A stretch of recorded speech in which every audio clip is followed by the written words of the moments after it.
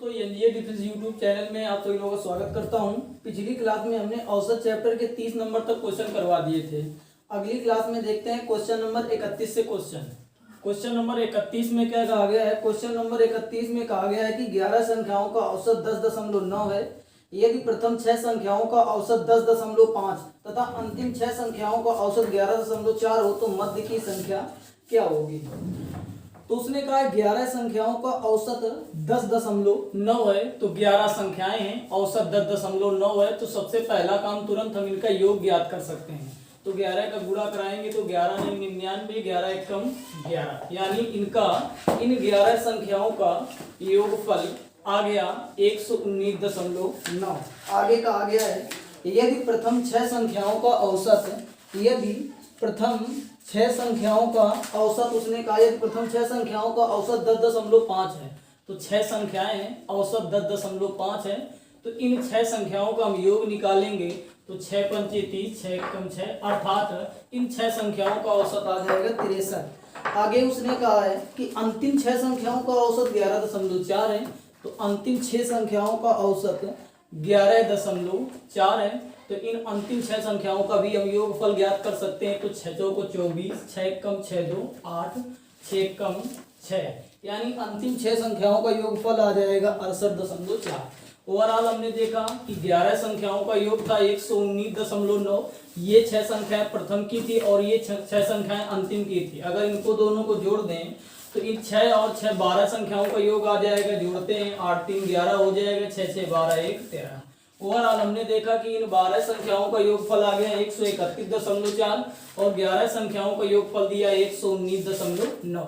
अगर इस योगफल को हम लेस कर दें तो पता चल जाएगा कि वो बीच की या मध्य की संख्या कौन सी होगी। तो 131.4 माइनस 119.9, अर्थात जब इसको घटाएंगे तो आ जाएगा 11.5, अर्थात वह संख्या आ जाएगी 11.5, अर्थात मध्य की संख्या आ जाएगी 11.5। ऑप्शन नंबर डी इसका राइट आंसर हो जाएगा।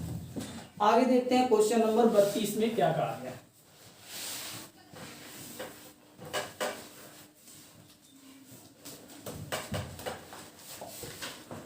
क्वेश्चन नंबर 32 में कहा गया है कि 4 धनात्मक पूर्णांकों का औसत 72.5 है। इनमें से सबसे बड़ा पूर्णांक 117 है तथा सबसे छोटा पूर्णांक 15 है, तो शेष दो पूर्णांकों का अंतर 12 है, तो शेष दो पूर्णांकों में से बड़ा पूर्णांक कौन सा है। 4 धनात्मक पूर्णांकों का औसत दिया था, धनात्मक पूर्णांक थे 4 और इनका औसत दिया गया था 72.5। औसत दिया गया है 72.5, पूर्णांकों की संख्या दी गई है कि 4 है, तो अगर इनका गुणा करा दें तो इनका योगफल आ जाएगा 290। हमने देखा कि इन 4 पूर्णांकों का योगफल आ गया 290। आगे उसने कहा है कि इनमें से सब कहा गया था 4 धनात्मक पूर्णांकों का औसत 72.5 था, तो हमने 4 में 72.5 का गुणा कराया तो इन 4 धनात्मक पूर्णांकों का योगफल आ गया 290। हम मान लेते हैं 4 धनात्मक पूर्णांक ए बी सी और डी है, तो इन चारों का योगफल उसने दे दिया है 290 है।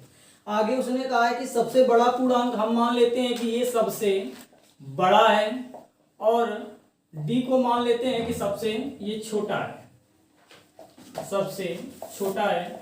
उसने ये भी कहा है कि सबसे बड़ा पूर्णांक 117 है, यानी उसने ए की वैल्यू दे दी है 117 है। सबसे छोटा पूर्णांक 15 है, यानी डी की वैल्यू उसने दे दी है 15 है। आगे उसने कहा है कि शेष पूर्णांकों का अंतर 12 है, तो यहाँ पर ए और डी के वैल्यू रखते हैं, तो ए की वैल्यू 117 है plus B plus C plus D बराबर 290। डी की वैल्यू दी गई थी 15 है, इनको दोनों को जोड़ेंगे तो 7 5 12 1 1 2 1 3 132 आ जाएगा। बी प्लस सी बराबर 290। यहाँ से बी प्लस सी की वैल्यू ज्ञात करें तो 290 माइनस 132, 10 में 2 घटाएंगे 8 आ जाएगा। यहाँ 8 में 3 घटाएंगे 5 आ जाएगा। हमने देखा कि बी और सी की वैल्यू आ गई 158 आ गई। आगे देखते हैं उसने क्या कहा था। कहा था कि शेष दो पूर्णांकों में से बड़ा पूर्णांक कौन सा है यदि शेष दोनों पूर्णांकों का अंतर 12 हो, यानी b माइनस सी बराबर उसने दे दिया है 12। एक समीकरण हमारे पास है b प्लस सी बराबर 158, एक समीकरण है b माइनस सी बराबर 12। सबसे पहला काम होगा अगर हम दोनों को जोड़ दें, दोनों को जोड़ेंगे तो c से c खत्म हो जाएगा, तो यहाँ पर करेंगे तो 2b आ जाएगा। इनको दोनों को जोड़ेंगे 8 2 10 5 1 6 1 7 170 आ जाएगा। यहाँ से b की वैल्यू फाइंड करेंगे तो आ जाएगी 85। b की वैल्यू आई 85। हमको ये भी पता है कि b माइनस सी बराबर 12 है, तो b की वैल्यू यहाँ पर अगर हम रख दें, इधर साइड में कर देते हैं कि b माइनस सी बराबर दिया गया था 12। हमको पता है कि b की वैल्यू आई थी 85 माइनस सी बराबर 12। सी इधर चला जाएगा तो ये हो जाएगा 85 माइनस 12, ये आ जाएगा तुम्हारा 73। आगे देखते हैं, उसने कहा था यानी शेष दो पूर्णांकों में से एक पूर्णांक आ गया 85, दूसरा पूर्णांक आ गया 73। उसने कहा था शेष दो में से बड़ा पूर्णांक कौन सा है, तो बड़ा पूर्णांक 85 है, अर्थात इसका इनमें से कोई नहीं, ऑप्शन नंबर ई सही हो जाएगा। आगे देखते हैं क्वेश्चन नंबर 33 में क्या कहा गया है।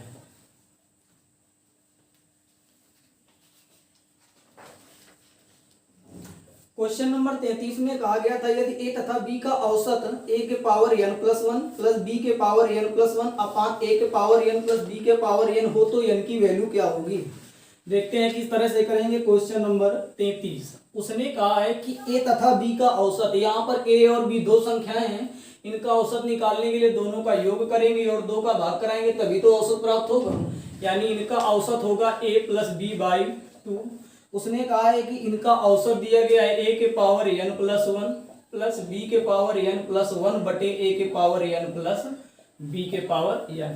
आगे उसने कहा हो तो n की वैल्यू क्या होगी। जितने भी 4 ऑप्शन दिए गए सब n के ऑप्शन दिए गए हैं, तो इसको ऑप्शन से करना ज्यादा उचित होगा। देखते हैं पहला ऑप्शन क्या है, 0 है, दूसरा ऑप्शन है 1 और तीसरा ऑप्शन है 2 और चौथा ऑप्शन क्या दिया गया है, 4 दिया गया है। यहाँ से ये सभी जो भी मान दिए गए हैं, ये चारों ऑप्शन दिए गए, n की वैल्यू दी गई है, तो हम क्रम से यहाँ पर n की वैल्यू रखेंगे। n की जो वैल्यू रखने से दोनों पक्ष बराबर हो जाएंगे वही n का मान हो जाएगा। सबसे पहले n की वैल्यू हम 0 रखते हैं, दोनों तरफ 0 रखेंगे तो ये हो जाएगा a प्लस बी बटे 2। यहाँ पर n की वैल्यू 0 रखेंगे तो 0 प्लस 1 यानी 1 आ जाएगा, ये हो जाएगा a के पावर 1 प्लस यहाँ पर n की वैल्यू 0 रखेंगे तो 0 प्लस 1 हो जाएगा b के पावर 1। यहाँ पर a की वैल्यू n की वैल्यू 0 रखेंगे तो a के पावर 0 प्लस b के पावर 0, ये हो जाएगा a प्लस b।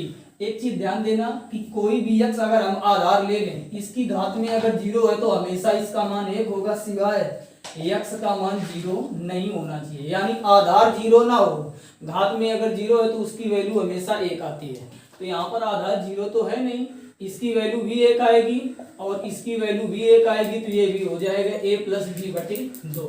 हम देखते हैं यहाँ पर भी था a प्लस बी बटे 2 और यहाँ पर भी है a प्लस बी बटे 2, अर्थात यही इसका राइट आंसर हो जाएगा। उसने केवल यही पूछा था कि n का कौन सा मान होगा, तो n की वैल्यू आ जाएगी 0। आगे देखते हैं क्वेश्चन नंबर 34 में क्या कहा गया है।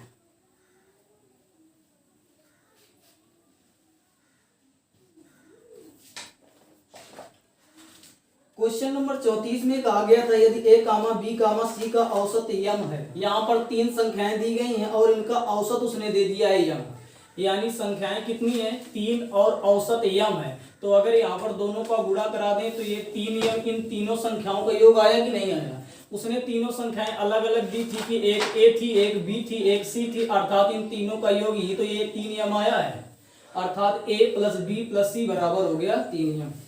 आगे उसने कहा है यदि AB plus BC plus CA बराबर 0 हो, तो उसने कहा है कि a square comma b square comma c square, यहाँ पर भी तो 3 संख्या ही है, इनका औसत उसने पूछा है। तो अगर इनका हमको औसत ज्ञात करने के लिए कहेंगे तो a square plus b square plus c square upon 3 कर देंगे तो तभी तो इनका औसत निकलेगा। हमने तीनों का योग किया, 3 संख्याएं थी, तीनों का भाग करा दिया थे, तभी तो इनका औसत निकल के आएगा। अब ये औसत ज्ञात करने के लिए हमको अगर ये वैल्यू पता चल जाए तो सीधे उसमें 3 का भाग करा देंगे, हो जाएगा।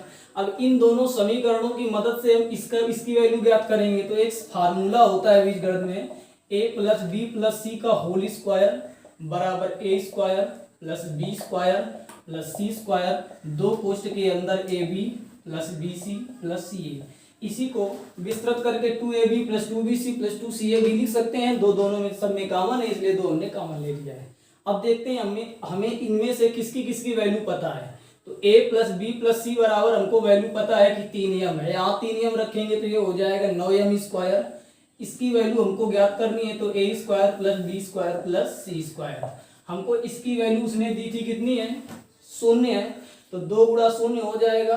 2 का गुणा अगर 0 में कराएंगे तो ये भी टोटल इधर 0 हो जाएगा। तो इसकी वैल्यू हमको कितनी पता चल गई, हमने देखा कि a square plus B square plus C square बराबर हमको वैल्यू पता चल गई कि 9m स्क्वायर है। यहाँ पर रख देते हैं तो ये हो जाएगा 9m स्क्वायर बटे 3 से काटेंगे आ जाएगा 3m स्क्वायर। ये हमने इनका औसत ही तो ज्ञात किया था, अर्थात इनका औसत आ जाएगा 3m स्क्वायर, अर्थात इसका राइट आंसर हो जाएगा ऑप्शन नंबर बी। आगे देखते हैं क्वेश्चन नंबर 35 में क्या कहा गया है।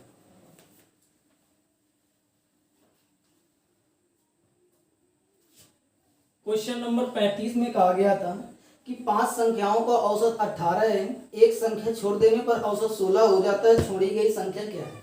देखते हैं, संख्याएं थी 5, इनका औसत दिया गया था 18 है। हमको पता है कि अगर औसत दिया गया हो और ये बता दिया जाए कि कितनी संख्याएं हैं तो दोनों का मल्टीप्लाई करने से उनका योग आ जाता है। तो यहाँ पर अगर हम योग निकालेंगे तो इनका योग आ जाएगा 90।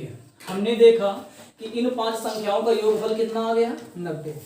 आगे उसने हमसे कहा एक संख्या को छोड़ देने पर, संख्याएं कितनी थी 5, अगर एक संख्या छोड़ देंगे तो हमारे पास संख्याएं बचेंगी 4। इनका औसत कितना दिया है, इनका औसत उसने दे दिया है 16। अगर 4 में 16 का गुणा करा देंगे तो इन 4 संख्याओं का योगफल आ जाएगा, इन 4 संख्याओं का योगफल आएगा 64।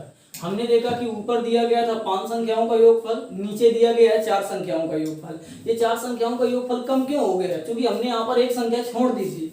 उसने पूछा है कि वो छोड़ी गई संख्या कौन सी है, तो सीधे 90 में अगर हम 64 घटा दें तो पता चल जाएगा कौन सी संख्या हमने छोड़ी थी। जब इनमें इसको घटाएंगे तो आ जाएगा 26, अर्थात हमने कौन सी संख्या छोड़ी थी, 26। इसका राइट आंसर हो जाएगा ऑप्शन नंबर बी। आगे देखते हैं क्वेश्चन नंबर 36।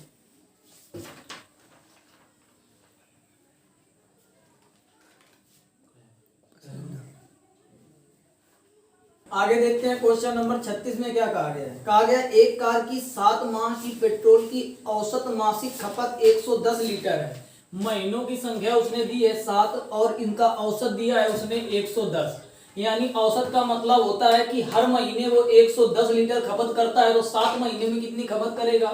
तो हमने बताया था कि दोनों का गुणा करा देंगे तो हमको पता चल जाएगा कि 7 महीने में कितने लीटर पेट्रोल की खपत होगी, 770 की। आगे देखते हैं, उसने कहा है अगले 5 माह की औसत मासिक खपत 86 लीटर है। तो अगले 5 माह की औसत खपत उसने कहा है कि 86 लीटर है। गुणा कराएंगे तो 5 छक्का 30 हो जाएगा, 5 8 40 3 43 हो जाएगा।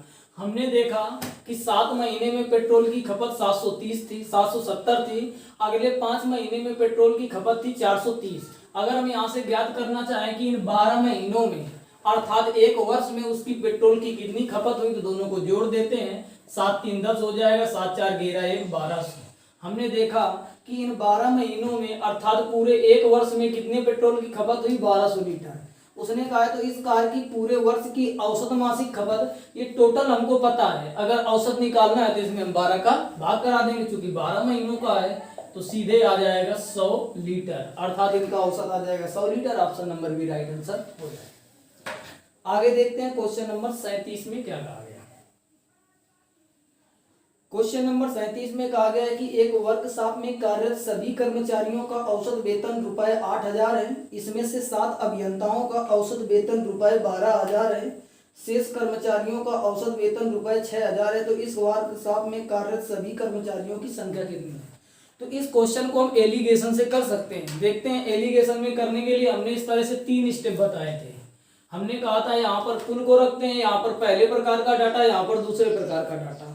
कहा गया है कि एक वर्कशॉप में कार्यरत सभी कर्मचारियों का औसत वेतन रुपए 8000 है। तो यहाँ पर हम क्या रखेंगे, 8000। और एक चीज ध्यान देना कि अगर यहाँ पर औसत वेतन दिया गया है तो तीनों जगह हम औसत ही रखेंगे। तो कुल का औसत उसने कहा था 8000 है। इसमें से 7 अभियंताओं का, तो इधर हम लिख देते हैं कि अभियंताओं की संख्या कितनी है, 7, और उनका औसत भी दिया गया है, कितना है, 12000। 7 अभियंताओं का औसत 12000 है। शेष कर्मचारियों का, अगर 7 अभियंता है तो शेष जो भी कर्मचारी होंगे दूसरे प्रकार के हो जाएंगे। इनका औसत उसने दे दिया है 6000। हमने बताया था कि जब भी मिश्रण लगाएंगे तो एक चीज ये भी चेक कर लिया जाता है कि कुल से एक डाटा कम होगा और एक डाटा ज्यादा होगा। तो 8000 से ये कम है और ये ज्यादा है, तो एलिगेशन सीधे लगा देते हैं। तो अगर हम 8,000 में 6,000 घटाएंगे तो इधर 2,000 आएगा, 12,000 में 8,000 घटाएंगे तो आ जाएगा 4,000। इनका अनुपात निकालेंगे तो आ जाएगा 1:2। कहने का मतलब जो अभियंता थे उनका अनुपात 1 है और जो शेष कर्मचारी थे उनका अनुपात 2 है। इस अनुपात के हिसाब से अभियंता इसमें 1 है, लेकिन उसने अभियंताओं की संख्या दे दी थी। कितनी संख्या दी थी? 7। तो 1 बराबर हम करा देंगे 7 के। अब उसने हमसे पूछा क्या है, इस वर्कशॉप में कार्यरत सभी कर्मचारी, एक अभियंता थे अनुपात के हिसाब से, 2 कर्मचारी थे, तो टोटल कितने हो गए? 3। 1 बराबर 7 के, तो 3 बराबर किसके हो जाएगा? दोनों तरफ 3 का गुणा करा देंगे, 21 आ जाएगा। अर्थात इस वर्कशॉप में टोटल कितने कर्मचारी हैं? 21। ऑप्शन नंबर 20 का राइट आंसर हो जाएगा। उम्मीद करते हैं समझ में आया होगा। आगे देखते हैं क्वेश्चन नंबर 38 में क्या कहा है।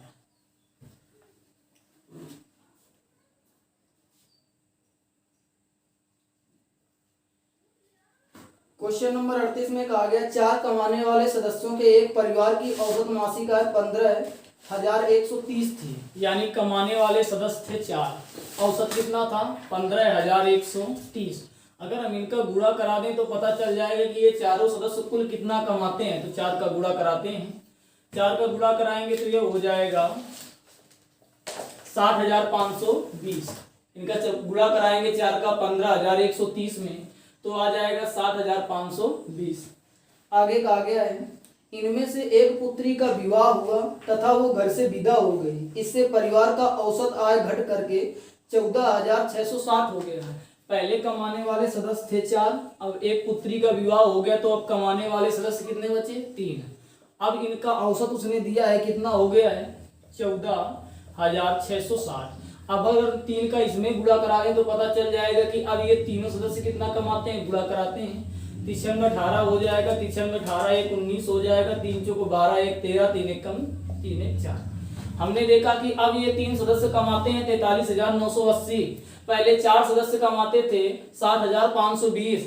अब ये कम क्यों हो गया है? क्योंकि एक पुत्री का विवाह हो गया है। अर्थात जो पुत्री की आय होगी यानी जो पुत्री कमा रही होगी वही तो कम हो गया होगा। तो अगर हम 60,520 में 43,980 लेस कर दें तो पता चल जाएगा कि हमें वो पुत्री कितना कमा रही थी। उसने यही पूछा था कि विवाहित पुत्री की मासिक आय कितनी है। जब इसको लेस करेंगे तो आ जाएगा 16,540। अर्थात वो पुत्री कितना कमा रही थी? 16,540। आगे देखते हैं क्वेश्चन नंबर 39 में क्या कहा गया है।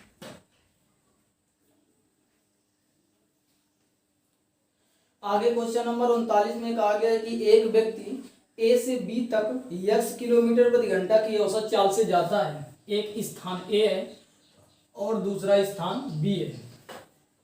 यहां से यहां तक वो जाता है और उसकी जाने की चाल है x किलोमीटर प्रति घंटा, तथा बी से ए तक y किलोमीटर प्रति घंटा की औसत चाल से लौटता है। फिर बी से वो पुनः ए आता है।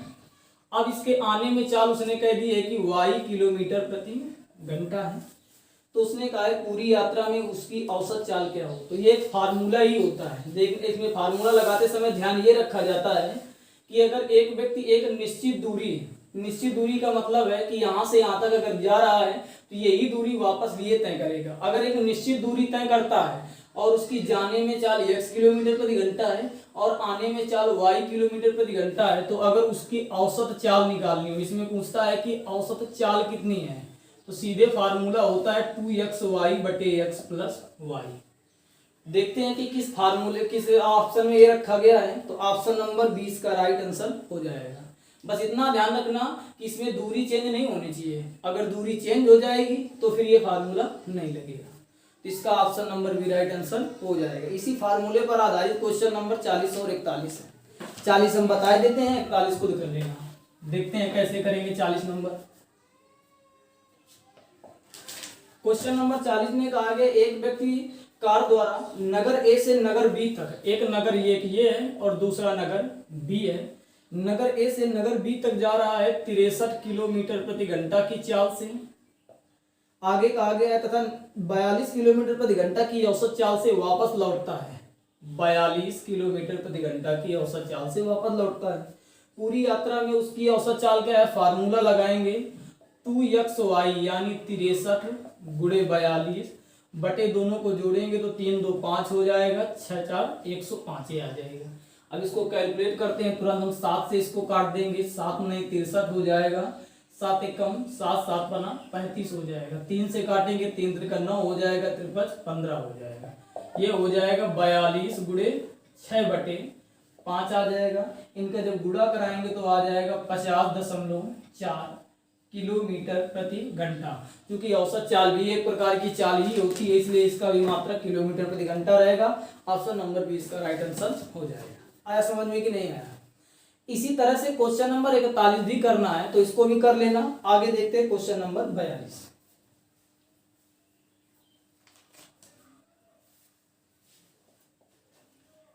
क्वेश्चन नंबर 42 में कहा गया है कि 50 संख्याओं का औसत 36 है। 50 संख्याएं हमारे पास थी, इनका औसत उसने कहा था 36 है।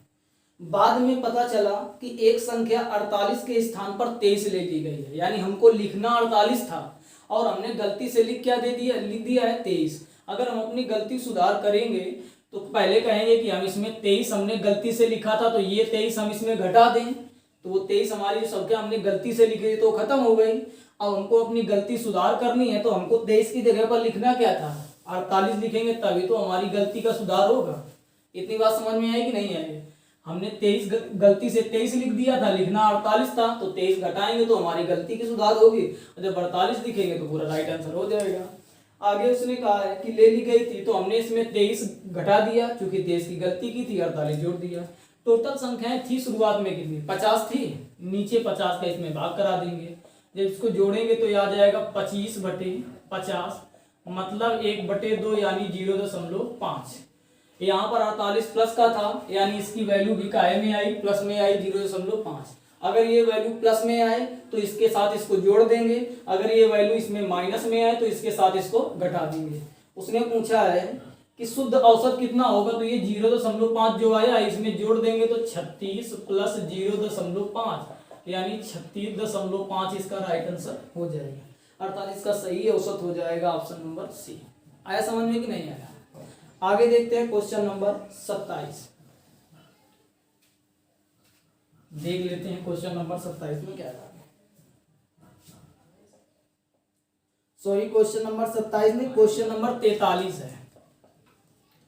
क्वेश्चन नंबर 43 में कहा गया कि 25 लड़कों की औसत ऊंचाई 1.5 मीटर 1.4 मीटर है। लड़के थे 25, औसत 1.4 था। अगर हम इसमें गुणा करा दें तो 25 चौको 100 हो जाएगा, ये आ जाएगा 35। इतनी बात समझ में आएगी नहीं है? इस ग्रुप में 5 लड़कों के कैंप छोड़ जाने के बाद शेष लड़कों की औसत ऊंचाई में 0.15 मीटर की वृद्धि हो जाती है। जब इसमें से 5 लड़के कैंप छोड़कर चले जाएंगे तो लड़के बचेंगे अब 20।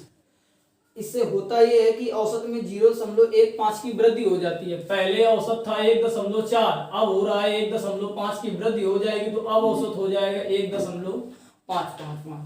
तो गुणा कराएंगे 1.55 में 2 का गुणा कराएंगे, देखते हैं क्या आएगा। 2 पंचे 10, 2 पंचे 10, 1 11, 2 1 कम 2 1 3। हमने देखा कि अब इनका औसत आ गया कितना, 31, यानी पहले योग था 35, अब योग हो गया 31। ये योग घट क्यों गया है? क्योंकि इसमें से 5 लड़के कैंप छोड़कर चले गए हैं। तो जो 5 लड़के कैंप छोड़कर चले गए, उनके जाने से ही तो कमी आई है, अर्थात उनकी जो ऊंचाई होगी वही कम हो गई होगी। तो हम देखते हैं कितनी कम हुई है। यहाँ से 4 मीटर कम हुई है। कितनी मीटर कम हुई है? ये 4 मीटर कम हुई है। और ये कितने लड़कों की कम हुई है? 5 लड़कों की। उसने यही पूछा है कि जाने वाले 5 लड़कों की औसत ऊंचाई कितनी है। तो योग पता है 4 मीटर, अगर इसमें हम 5 का भाग करा दें तो पता चल जाएगा कि औसत कितना होगा। देखते हैं, जब कराएंगे तो आ जाएगा 0.8, अर्थात कैंप छोड़कर जाने वाले 5 लड़कों की औसत ऊंचाई आ जाएगी 0.8 मीटर। इसी तरह का क्वेश्चन नंबर 27 था, इसी तरह का कुछ उसमें भी किया गया था, आ जाएगा। आगे देखते हैं क्वेश्चन नंबर 44 में क्या कहा।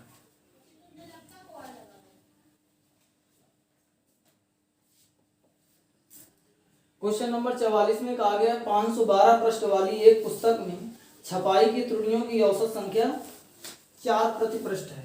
यानी एक पुस्तक है, उसमें टोटल पृष्ठ है 512 पृष्ठ वाली पुस्तक में, और इनका औसत कितना दिया गया है? उसने कहा है कि इनका औसत 4 है। तो अगर हम इनमें गुणा करा दें तो पता चल जाएगा कि इन टोटल 512 पृष्ठों में कितनी त्रुटियां होगी।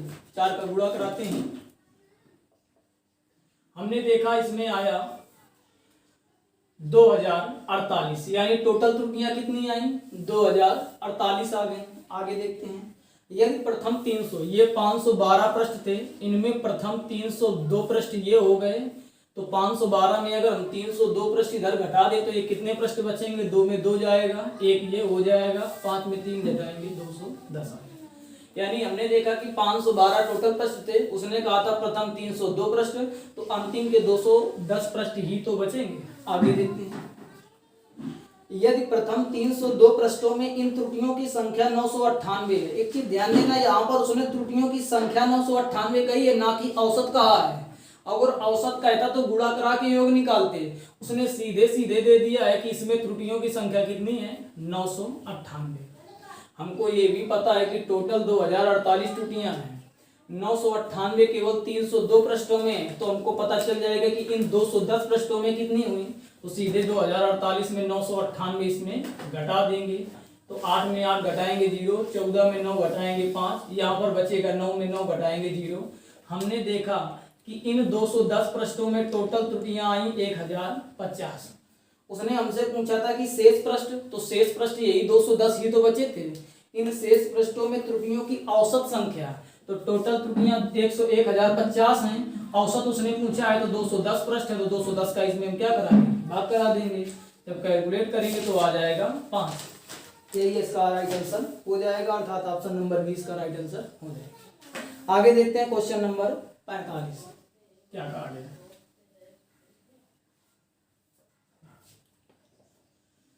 क्वेश्चन नंबर 45 में कहा गया है कि एक थैले में कुल 10 गेंदें हैं, जिनमें से कुछ लाल तथा शेष सफेद हैं। सभी गेंदों का औसत मूल्य 28 रुपए प्रति गेंद है। यदि लाल गेंदों का औसत मूल्य 25 रुपए प्रति गेंद है और सफेद गेंदों का औसत मूल्य 30 रुपए प्रति गेंद हो, तो सफेद गेंदों की क्या संख्या होगी? इसमें भी एलिगेशन लग जाएगा, मिश्रण लग जाएगा, क्योंकि कुल का डाटा दिया गया है, लाल और सफेद का अलग अलग दे दिया गया है। तो एक तरफ हम लाल गेंद लिखेंगे, एक तरफ हम सफेद लिखेंगे और बीच में कुल लिखेंगे। तो लाल गेंदों का औसत कितना है? उसने दिया है कि लाल गेंदों का औसत उसने कहा है कि 25 है, सफेद गेंदों का औसत 30 है और कुल गेंदों का औसत 28 है। इतना लिखने के बाद एक बार ये भी देखेंगे कि कुल से एक ज्यादा होना चाहिए और एक कम होना चाहिए, वो भी डाटा है। तो 30 में 28 घटाएंगे 2 आएगा और 28 में 25 घटाएंगे 3 आएगा। अर्थात हमने देखा कि लाल गेंदें अनुपात के हिसाब से 2 हैं और सफेद गेंदें अनुपात के हिसाब से 3 हैं। तो इस अनुपात के हिसाब से इस थैले में कुल कितनी गेंदें हो जाएंगी? 5। लेकिन शुरुआत में उसने कहा था कि एक थैले में कुल कितनी गेंदें थी? 10। तो यहाँ से हम साइड में 5 बराबर 10 के, तो 1 बराबर 2 के। अब हमसे उसने पूछा है कि सफेद गेंदों की संख्या कितनी है, तो इस अनुपात के हिसाब से सफेद गेंदें थी कितनी? 3। 1 बराबर 2 की है, तो 3 बराबर अगर ज्ञात करेंगे तो दोनों तरफ 3 का गुणा करा देंगे तो आ जाएगा 6। अर्थात सफेद गेंदों की संख्या कितनी आ जाएगी? 6। अगर लाल की पूछता है तो 10 में 6 घटा दीजिए 4 आ जाएगा, नहीं तो 1 बराबर 2 के, तो 2 बराबर 4 के। हर एक चीज याद कर लेंगे। आगे देखते हैं क्वेश्चन नंबर 46 में क्या कहा गया है।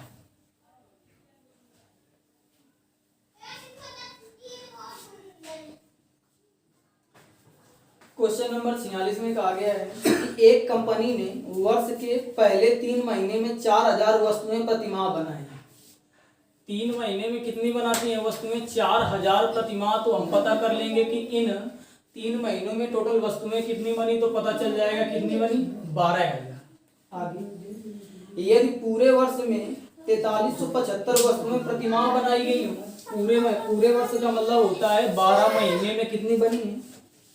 4375। अगर हम इस 12 में 4375 का गुणा करा दें तो पता चल जाएगा कि पूरे साल में कितनी टोटल वस्तुएं बनाई गई। तो गुणा कराते हैं, 12 पंचे 60 हो जाएगा, 12 सत्ते 84, 84 6 हो जाएगा 90, तो 12 तिहाई 36, 9 6 15 45, 12 चौको 48, 8 5।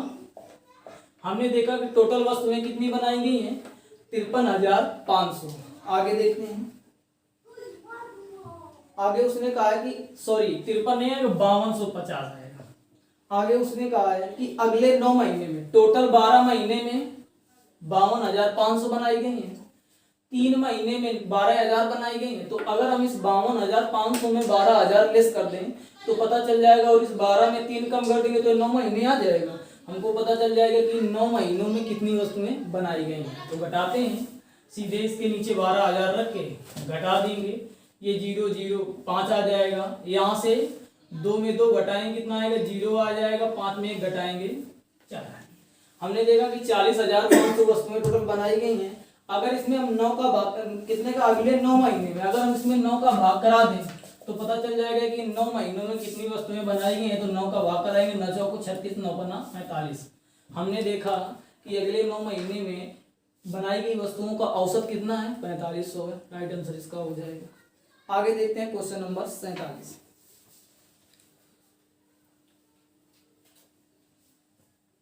देखते हैं क्वेश्चन नंबर 47 में क्या कहा गया है। कहा गया एक सप्ताह के प्रथम 4 दिनों का औसत 40.2 है। कितने दिन, प्रथम 4 दिन है और इनका औसत 40.2 है। अगर 40.2 में 4 का गुणा करा देंगे तो इन प्रथम 4 दिनों के औसत तापमान का टोटल योगफल आ जाएगा, नहीं आ जाएगा। टोटल तापमान पता चल जाए कितना, गुणा कराते हैं, 4 दूना 8, 4 चौको 16। हमने देखा कि इन 4 दिनों का टोटल तापमान 160.8 है। आगे अंतिम 4 दिनों का औसत तापमान दिया गया 41.3 है। इसमें 4 का गुणा कराएंगे, 4 3 12, 4 1 4 1 5, 4 चौको 16, अर्थात आ जाएगा अंतिम 4 दिनों का जो टोटल तापमान आ जाएगा 165.2। आगे का है पूरे सप्ताह का। तो एक सप्ताह में होते हैं 7 दिन। पूरे सप्ताह का औसत तापमान दिया गया है 40.6। तो 7 6 42 और 7 चौको 28। हमने देखा कि टोटल सप्ताह का औसत तापमान 284.2 है। प्रथम 4 दिनों का 160.8 था, अंतिम 4 दिनों का 165.2 था। अगर हम इनको दोनों को जोड़ दें तो हमको ये पता चल जाएगा कि टोटल ये 8 दिन हुए, जाके 4 दिन ये हुए, 4 दिन ये हुए, तो इनका कितना हो जाएगा। तो 8 2 10 हो जाएगा, 5 1 6 हो जाएगा, 6 6 12 हो जाएगा, 1 1 2 1 3। हमने देखा कि इन टोटल 8 दिनों का हुआ जाके 326। ये दिया गया है 7 दिनों को 284.2। अगर 326 में 284.2 घटा दे तो पता चल जाएगा। देखते हैं, 10 में 2 घटाएंगे 8 आ जाएगा, 5 में 4 घटाएंगे 1 आ जाएगा, 12 में 8 घटाएंगे 4। हमने देखा कि आ गया 41.8। उसने पूछा है चौथे दिन का तापमान कितना है, तो चौथे दिन का ही तो तापमान आएगा 41.8। ऑप्शन नंबर डी इसका राइट आंसर हो जाएगा। आगे देखते हैं क्वेश्चन नंबर 48 में क्या कहा गया।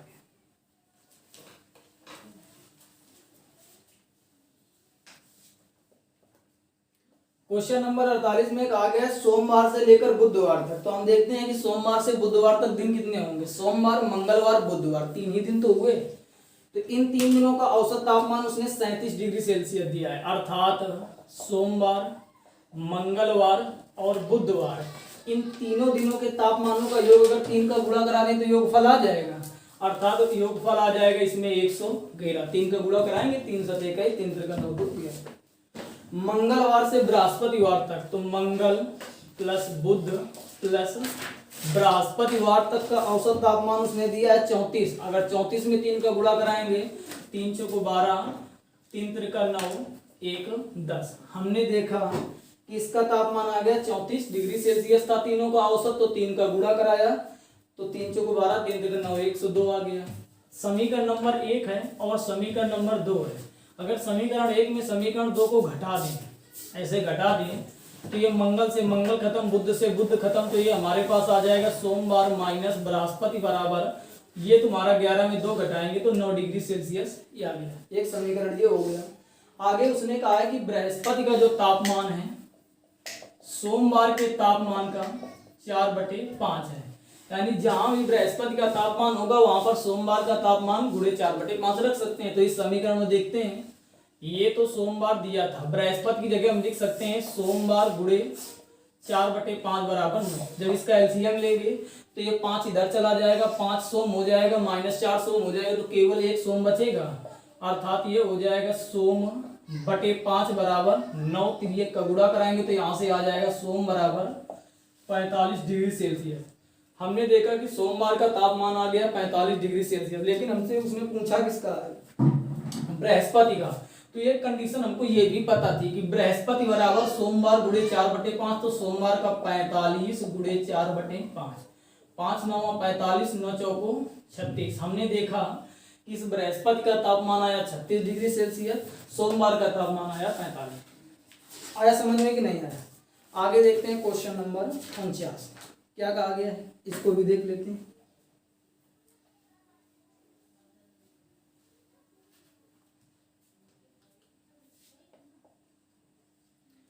क्वेश्चन नंबर 49 में कहा है कि एक कक्षा में 30 लड़कों की औसत आयु 16 वर्ष है। लड़के कितने हैं? 30, औसत 16 है, गुणा कराएंगे तो इनका योग आ जाएगा 480 वर्ष। 20 लड़कियों की औसत आयु 14 है। 20 लड़कियों की औसत आयु 14 वर्ष है तो इनका योग आ जाएगा 280। अगर हम दोनों को जोड़ दें तो पता चल जाएगा कि टोटल योग कितना होगा। 8 8 16 हो जाएगा, 4 2 6 1 7। हमने देखा कि टोटल विद्यार्थियों की आयु का योग आया 760। उसने हमसे पूछा है कि इनका औसत कितना होगा, तो औसत का मतलब होता है योग बटे संख्या। टोटल विद्यार्थियों की संख्या है कितनी? 30 लड़के थे, 20 लड़कियां थी, टोटल हो गए 50। जब इसमें भाग कराएंगे तो आएगा 15.2 वर्ष, अर्थात इनका औसत आ जाएगा 15.2। Option number A right answer हो जाएगा। आगे देखते हैं क्वेश्चन नंबर 50। आगे क्वेश्चन नंबर 50 में कहा है कि एक कक्षा में 80 बच्चों की औसत आयु 15 वर्ष है। टोटल बच्चे कितने हैं? 80। इनकी औसत आयु उसने दे दी है 15 वर्ष है। अगर इसमें हम गुणा करा दें तो टोटल हमको आयु का योग आ जाए कितना? 900। आगे उसने कहा है कि इनमें से 15 बच्चों के एक समूह की औसत आयु 16 वर्ष है। इन 80 में से डिवाइडेशन किया गया है, एक है 15 बच्चे, इनकी औसत आयु कितनी दी गई है? 16 वर्ष।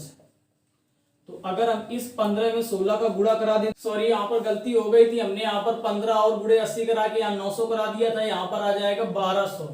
15 8 120, यहाँ पर टोटल योग आएगा 1200 वर्ष। आगे उसने कहा था कि 15 वर्ष के एक समूह की औसत आयु 16 वर्ष है। तो 15 इनमें से 15 बच्चों के एक समूह की औसत आयु 16 वर्ष है। तो 15 में 16 का गुणा कराएंगे, 16 पचाई 80, 16 एकम 16, 240 वर्ष आ जाएगा। आगे दूसरे 25 वर्षों की औसत आयु, इसी में दूसरे 25 बच्चे निकाले गए हैं, इनकी औसत आयु 14 वर्ष है।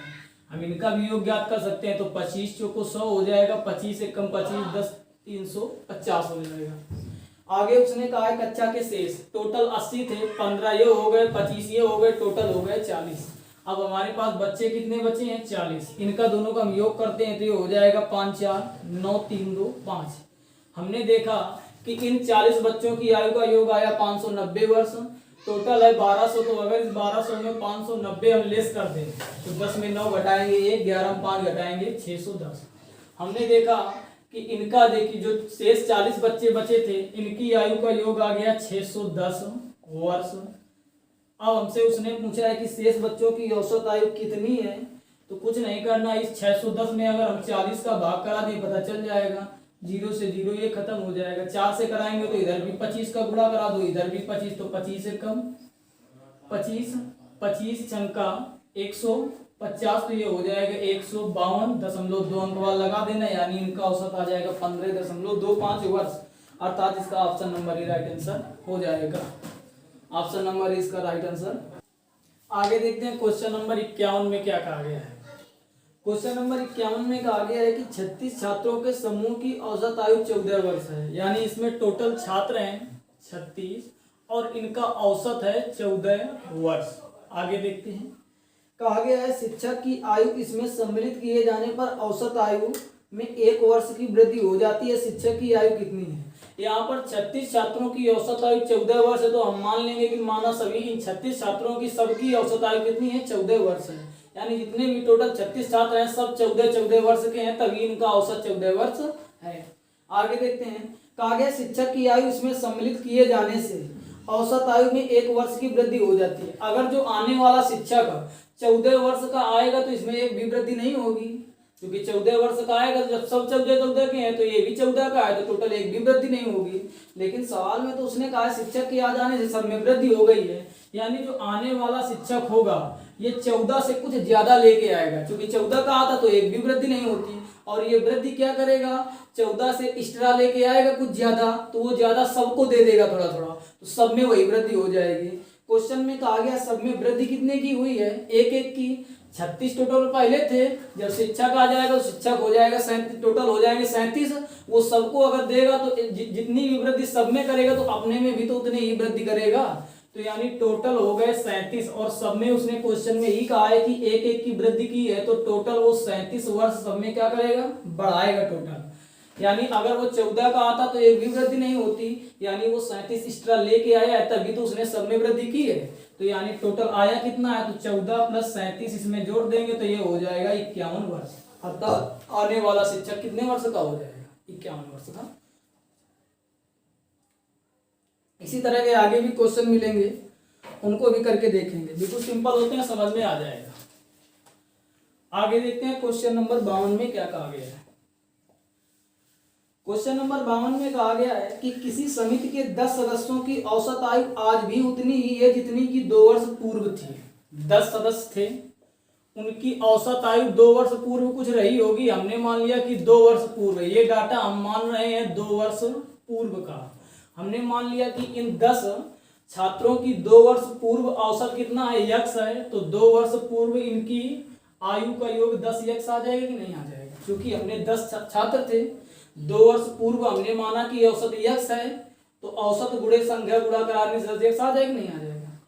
जब यही वर्तमान की कंडीशन में पहुंचेंगे, तो 10 कैंडिडेट थे, जब 2 वर्ष बाद ये चल के आएंगे तो सब में 2-2 वर्ष बढ़ेगा कि नहीं बढ़ेगा, अर्थात यही जो नया योग हो जाएगा, नया योग तुम्हारा 10 यक्स प्लस 20 हो जाएगा कि नहीं हो जाएगी। जिसको ना समझ में आया तो बड़ा बताओ। 10 कैंडिडेट थे, ये भी 2 बढ़ेंगे, सब 10 2 वर्ष बढ़ेंगे तो टोटल 20 बढ़ेंगे। वैसे योग था 10 यक्स, जब सब में 20 टोटल 2 की वृद्धि हुई तो अब योग हो गया 10 यक्स प्लस 20। आगे क्या कहा गया है, पूर्व भी उतनी ही थी क्योंकि एक अधिक आयु वाले सदस्य को एक नवयुवक सदस्य द्वारा बदला गया है। यहाँ पर किया यह गया है कि एक अधिक आयु वाले कैंडिडेट को निकाला गया है और उसके स्थान पर एक छोटे कैंडिडेट को क्या कर दिया गया है, सम्मिलित कर दिया गया है। तो कैपिटल एम बड़े कैंडिडेट को प्रदर्शित करेगा, स्मॉल एम छोटे कैंडिडेट को प्रदर्शित करेगा। अच्छा ये बताओ, अगर यहाँ से हम एक कैंडिडेट को बाहर करेंगे और एक कैंडिडेट को अंदर करेंगे तो यहाँ पर उनकी संख्या में कोई परिवर्तन हुआ क्या, नहीं हुआ। अब अगर इनका हम नया औसत ज्ञात करने के लिए कहें तो ये टोटल नया योग हो गया कि नहीं हो गया। संख्या कितनी है, अभी भी 10 ही है, तो 10 का अगर हम भाग करा दें तो नया औसत हो जाएगा।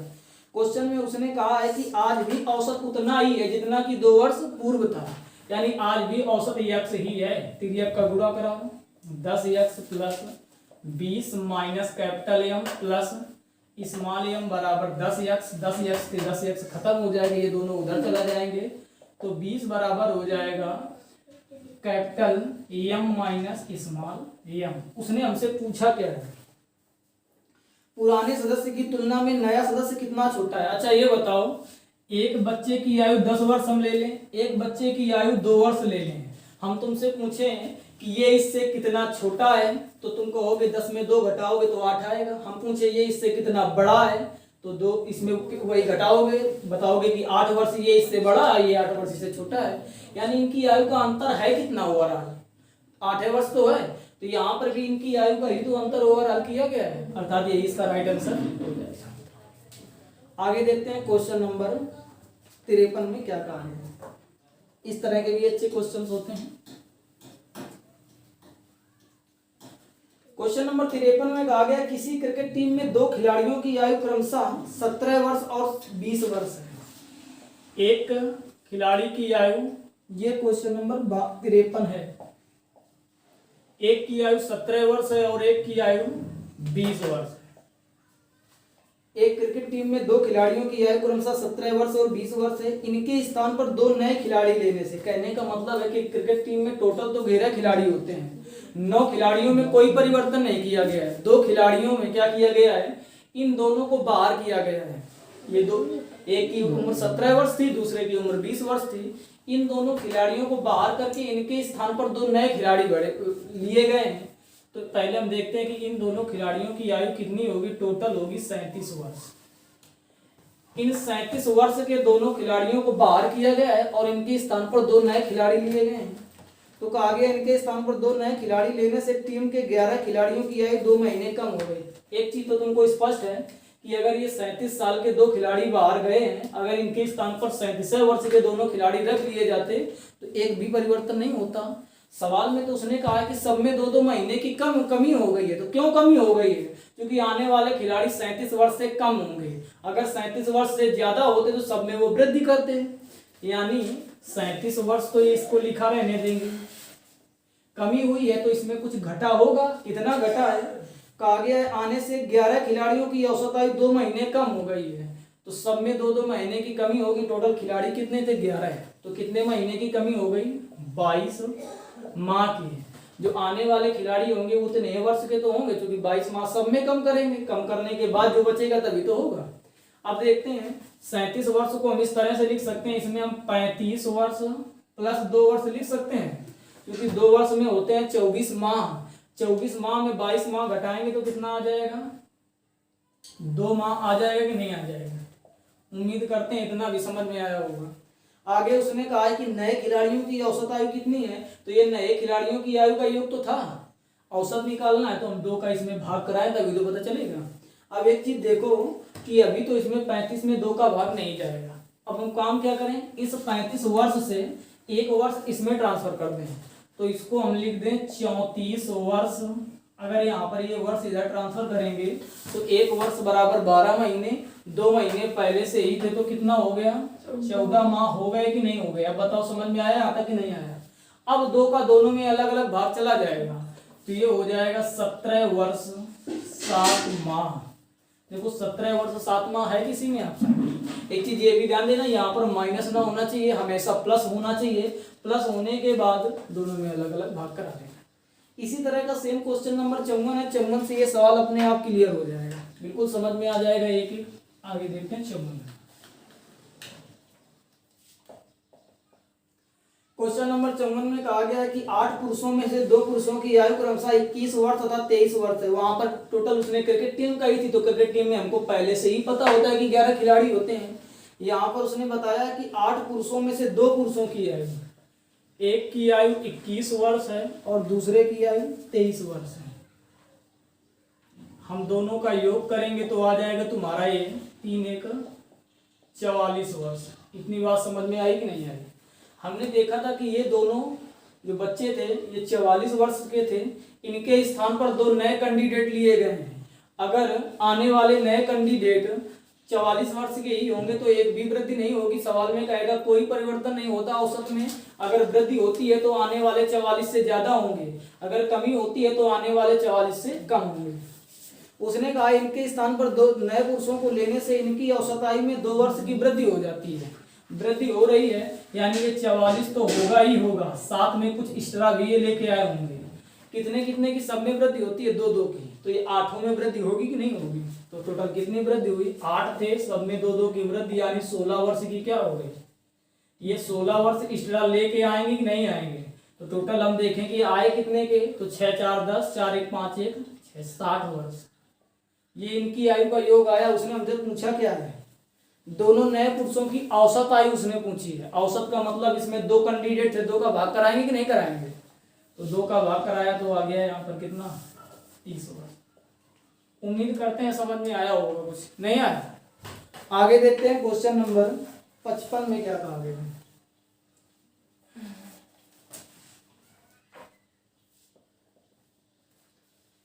क्वेश्चन नंबर 55 में कहा है कि एक परिवार में एक पिता तथा माता की औसत आयु 35 वर्ष है। तो यहाँ से अगर हम 35 में 2 का गुणा करा दें तो पिता और माता की आयु का योग निकालें तो 70 वर्ष आ जाएगा कि नहीं आ जाएगा? 35 में 2 का गुणा कराएंगे 70 आ जाएगा।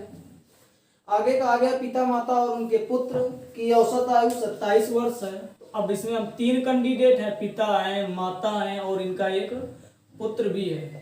इनका तीनों का औसत 27 है, तो 27 में 3 का गुणा कराएंगे कितना आ जाएगा? 81 आ जाएगा।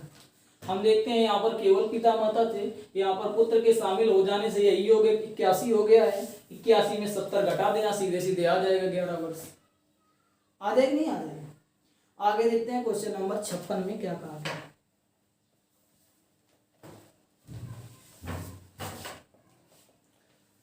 क्वेश्चन नंबर 56 में कहा गया है कि राम की वर्तमान आयु उसके पुत्र की वर्तमान आयु से तिगुनी है।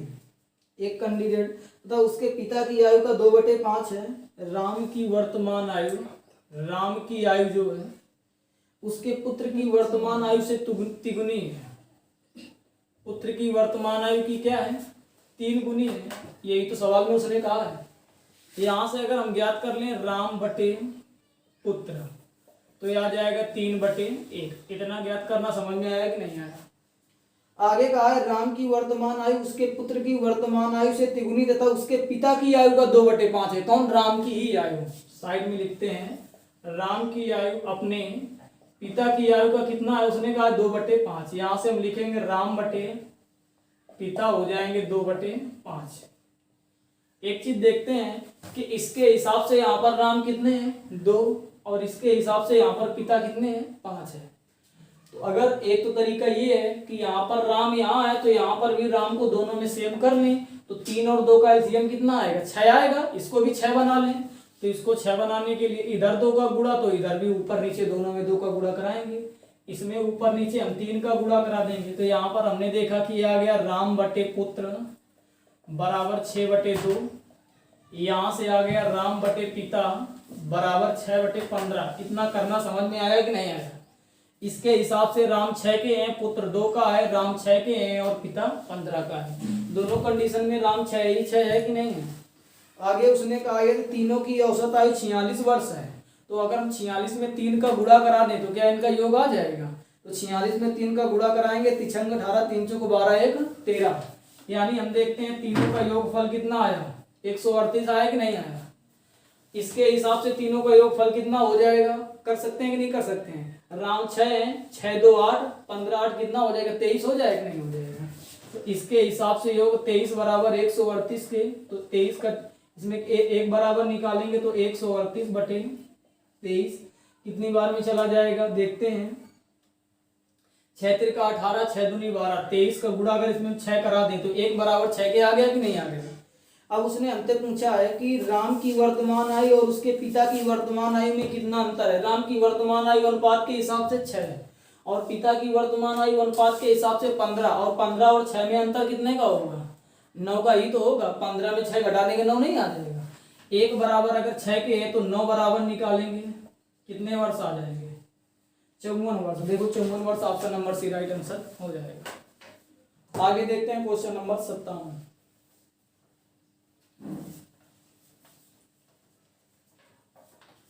आगे क्वेश्चन नंबर 57 में कहा गया है 5 व्यक्तियों में से एक 60 किलोग्राम भार वाले व्यक्ति के स्थान पर नया व्यक्ति आने से औसत भार में 1 किलोग्राम की वृद्धि हो जाती है। नए व्यक्ति का भार कितना होगा? देखिए ये भी अच्छा क्वेश्चन। 5 व्यक्ति थे, 60 किलोग्राम का एक व्यक्ति भार किया गया था। कितने किलोग्राम का व्यक्ति भार किया गया था? अगर तुम्हारे पास 5 कैंडिडेट हैं, उनमें से तुम चाहते हो कि हम एक 60 किलोग्राम के व्यक्ति को बाहर कर दें और उसके स्थान पर, सवाल में कहा गया 60 किलोग्राम वाले व्यक्ति के स्थान पर एक नया व्यक्ति आने से। 60 किलोग्राम के अगर व्यक्ति को तुमने बाहर किया है और दूसरा अगर तुम 60 किलोग्राम का व्यक्ति अंदर कर लोगे तो क्या एक भी वृद्धि होगी? नहीं होगी। क्वेश्चन में वृद्धि कह रहा है कि कमी हो रही है। उसने कहा है कि 1 किलोग्राम की वृद्धि हो रही है, यानी जो आने वाला कैंडिडेट होगा 60 तो नहीं होगा, 60 से कुछ ज्यादा ही होगा। तो 60 तो देखो 60 तो होना चाहिए ओवरऑल, 60 से कितना ज्यादा है तो सब में कितने कितने की वृद्धि हो रही है? 1 1 किलोग्राम की। तो 5 कैंडिडेट थे तो पांचों में कितने की वृद्धि हो जाएगी? 5 किलोग्राम की। 60 तो होना चाहिए, 5 ये एक्स्ट्रा लेके आया होगा तो 5 किलोग्राम ये होगा। टोटल आएगा कितने का? उम्मीद करते हैं समझ में आया होगा। तुरंत हो जाते हैं क्वेश्चन। आगे देखते हैं क्वेश्चन नंबर 58 क्या कहा है। हालांकि क्वेश्चन नंबर 58 इस तरह का एक क्वेश्चन पीछे करवा चुके हैं तो ये भी हो जाएगा, कर लेना, जब ना आए तो देखना। फिर आगे देखते हैं 59 नंबर में क्या कहा गया है। कहा गया A, B, C की औसत आयु 20 वर्ष है। अगर यहाँ पर 3 का गुणा कराने तो तीनों का 3, देखो A B C 3 संख्याएं हैं, औसत दिया गया है 20, गुणा करा देने से तीनों का योग 60 आ जाएगा। आगे उसने कहा है A तथा B की औसत आयु 19 वर्ष है। 2 कैंडिडेट है यहाँ पर, इनकी औसत आयु 19 है तो इनका योग 38 आ जाएगा। यहाँ पर ये 38 कम क्यों हो गया? क्योंकि यहाँ पर C को शामिल नहीं किया गया है। तो अगर 60 में 38 घटा दें तो सीधे पता चल जाएगा कितना होगा। तो घटाएंगे तो आ जाएगा 22, अर्थात आ जाएगा 22 आंसर। आगे देखते हैं क्वेश्चन नंबर 60 में क्या कहा गया है।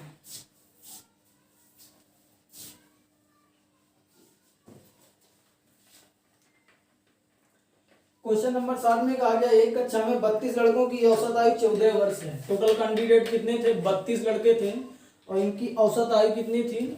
14 वर्ष थी।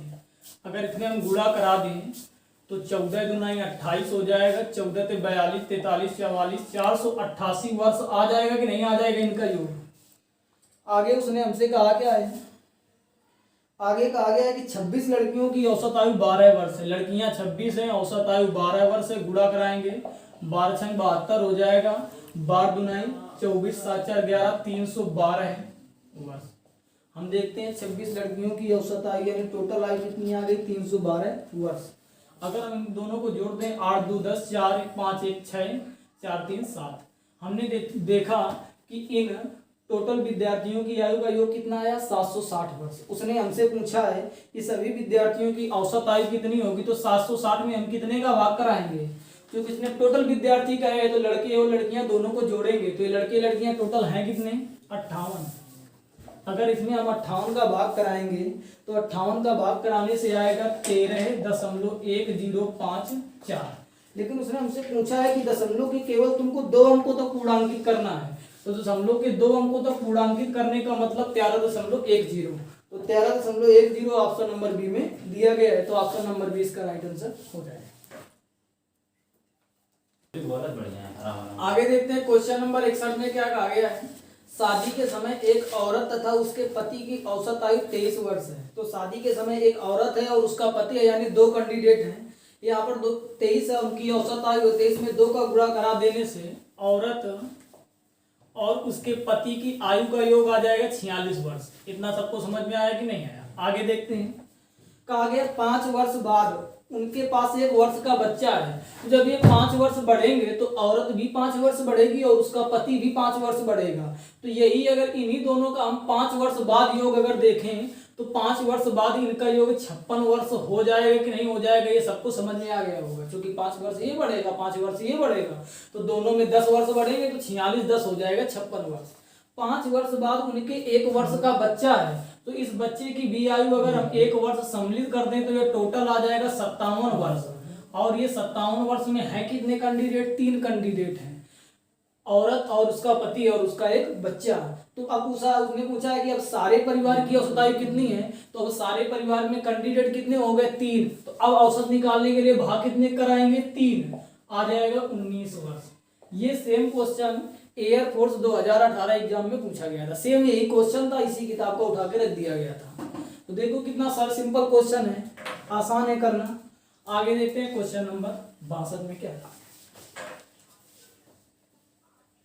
क्वेश्चन नंबर 62 में कहा गया कि 3 लड़कों की औसत आयु 16 वर्ष है। तो हम इन 3 लड़कों की औसत आयु अगर 16 वर्ष दिया गया है, 3 है, औसत आयु 16 है, तो इनका योग सीधे हम निकाल सकते हैं कि इन तीनों का योग हो जाएगा 48 वर्ष।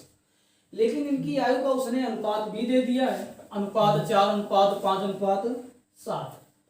तो इस अनुपात के हिसाब से पहले लड़के की 4, दूसरे की 5, तीसरे की 7। इस अनुपात के हिसाब से इनका योग कितना हुआ जाके? 5 4 9 7 16। तो 16 बराबर बताओ 48 वर्ष के हो जाएगा कि नहीं हो जाएगा? यहाँ से 1 बराबर हो जाएगा 3 वर्ष के। अब उसने हमसे पूछा क्या है? सबसे छोटे लड़के की, तो ये सबसे छोटा होगा 1 बराबर 3 के, तो 4 बराबर 12 वर्ष के। तो सबसे छोटे लड़के की आयु कितनी आ जाएगी? 12 वर्ष। उम्मीद करते हैं ये भी समझ में आया होगा। आगे देखते हैं क्वेश्चन नंबर 63 में क्या कहा गया है। क्वेश्चन नंबर 63 में कहा गया है कि एक परिवार के 6 पुत्रों की औसत आयु 8 वर्ष है। तो इन 6 पुत्रों की आयु का योग 48 वर्ष। इतना करना सबको उम्मीद करते हैं समझ में आया होगा। क्वेश्चन नंबर 63 बता रहे हैं, यहाँ तक समझ में आया? इन लड़कों तथा इनके माता पिता की औसत आयु, आगे ये लड़के 6 तो शामिल हैं और इनके माता पिता को भी शामिल कर लिया जाए तो कैंडिडेट हो जाएंगे 6 2 8 हो जाएंगे, नहीं हो जाएंगे 8। इनकी औसत आयु 22 वर्ष है। तो यहाँ पर अगर हम 8 में 22 का गुणा करा दें तो ये आ जाएगा 176 वर्ष। इस 176 में ये 48 तो शामिल ही शामिल है, साथ में इनके माता पिता की भी आयु शामिल है। तो अगर हम 176 में 48 घटा दें तो हमको पता चल जाएगा कि इनके माता पिता की आयु का योग कितना है। तो 48 घटाते हैं तो 16 में 8 घटाएंगे 8 आ जाएगा। यहाँ पर 5 में 4 घटाएंगे 2 आ जाएगा। हम देखते हैं कि ये जो 128 वर्ष आया है ये इनके माता पिता की आयु का योग आया है कि नहीं आया। आगे उसने कहा पिता की आयु माता की आयु से 8 वर्ष अधिक है। अगर हम माता की आयु x वर्ष ले लें तो सवाल में उसने खुद कहा है कि पिता की आयु x + 8 है, यानी 8 वर्ष अधिक है। तो इस x वाले के हिसाब से इनकी माता और पिता की आयु का योग x + 8 हो जाएगा नहीं हो जाएगा। इसके हिसाब से 2x बराबर 8 उधर लेस हो जाएगा जाके तो 120 आ जाएगा, तो x बराबर आ जाएगा 60। हमने देखा कि इनकी माता जी 60 वर्ष की आ गई और इनके पिताजी 68 वर्ष के आ गए।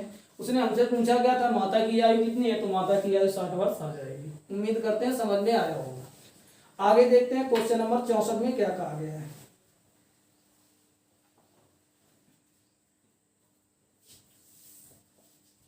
आगे क्वेश्चन नंबर 64 में कहा गया है कि एक कक्षा के 30 छात्रों की औसत आयु 15 वर्ष है। तो 30 छात्र से टोटल और इनकी औसत आयु थी 15 वर्ष। अगर हम इसमें 15 का गुणा करा दें तो ये 450 वर्ष इन 30 छात्रों के आयु का योग आ जाएगा नहीं आ जाएगा। उसने कहा एक 20 वर्षीय छात्र कक्षा छोड़कर चला गया, तो एक 20 वर्षीय छात्र कक्षा छोड़कर चला जाएगा तो 20 वर्ष इसमें कम हो जाएगा। और इनके स्थान पर 2 नए छात्र आने से जिनकी आयु का अंतर 5 वर्ष है, यदि अब सभी छात्रों की औसत आयु 15 वर्ष हो तो नए छात्रों में से छोटे की आयु, इन 30 छात्रों की आयु था 450। इसमें से हमने क्या किया एक 20 वर्ष का कैंडिडेट बाहर कर दिया। इनके स्थान पर 2 नए छात्र आए हैं जिनकी आयु का अंतर 5 वर्ष है। कहने का मतलब अगर एक यम का है तो दूसरा यम +5 का है, तभी तो इनकी आयु में 5 वर्ष का अंतर है। ये 20 वर्ष वाला कैंडिडेट बाहर किया गया है तो इसमें माइनस चिन्ह करेंगे, इनको दोनों को शामिल किया गया है तो इनको दोनों की आयु को जोड़ेंगे यम +5। उम्मीद करते हैं इतना समझ में आया होगा। नहीं समझ में आया तो ये टोटल ये सभी का योग आ गया कि नहीं आ गया। अब देखते हैं एक कैंडिडेट हमने बाहर किया था, कैंडिडेट शामिल कितने किए हैं 2, पहले कितने थे 30, तो अब टोटल 31 हो जाएंगे नहीं हो जाएंगे। तो अब कैंडिडेट हो गए 31, तो नया योग था और नई संख्या थी तो नया औसत कितना हो जाता है, उसने कहा है कि 15 हो जाता है। तो 400 इधर कराएंगे तो ये 430 आ जाएगा। ये 2m + 5 बराबर 15 का गुणा कराएंगे, 15 एकम 15 हो जाएगा, 15 से 45 से 46। आगे देखते हैं ये तुम्हारा हो जाएगा 435 + 2m बराबर 465। यहाँ से 2m ज्ञात करेंगे तो 465 में 435 लेस कर देंगे, 5 में 5 0 हो जाएगा, 6 में 3 जाएगा 3। हम देखेंगे यहाँ से m की वैल्यू ज्ञात करेंगे तो आ जाएगा 15 वर्ष। उसने हमसे पूछा था नए छात्रों में छोटे की आयु, एक था m और एक था m +5, यानी एक 15 वर्ष का आएगा दूसरा 20 वर्ष का आएगा। छोटे की आयु पूछी थी, छोटा वाला कितने का हो जाएगा 15 वर्ष का हो जाएगा। आगे देखते हैं क्वेश्चन नंबर 65 में क्या कहा गया था।